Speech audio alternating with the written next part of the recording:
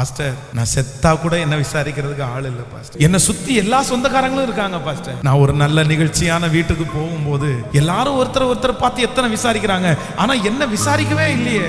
ஆனா ஆண்டவர் அந்த அங்கலாய்ப்பை பார்த்துட்டாரு. எனக்கு எந்த சொந்தமுமே இல்லை, நான் ஒரு தனி ஆளா இருக்கிறேன் அப்படின்ற உங்களுடைய அங்கலாய்ப்பை கர்த்தர் பார்க்கிறார். கர்த்தர் தான் வாக்கு கொடுக்கிறார். இந்த மாதம் நான் உன்னை விசாரிக்கிற மாதம். உன்னை விசாரிக்கிறதற்கு யாருமே இல்லாவிட்டாலும் இந்த மாதம் பரலோக தகப்பனாகிய ஆண்டவராகிய இயேசு கிறிஸ்து உன்னை விசாரிக்கிறார். உங்கள் பிள்ளைகளை விசாரிக்கிறார். உங்களுடைய சூழ்நிலையை விசாரிக்கிறார். இதோ அவர் விசாரிக்கும் போது குறைவுகள் எல்லாம் நிறைவாக்க படுகிறது. அவர் விசாரிக்கும் போது இதுவரையிலும் கிடைக்காத பலன் உனக்கு திரும்ப கிடைக்கிறது. அவர் விசாரிக்கும் போது செத்து போன இடத்திலே மறு வாழ்வு உண்டாகிறது. அவர் நம்மை விசாரிக்கிற தேவன்.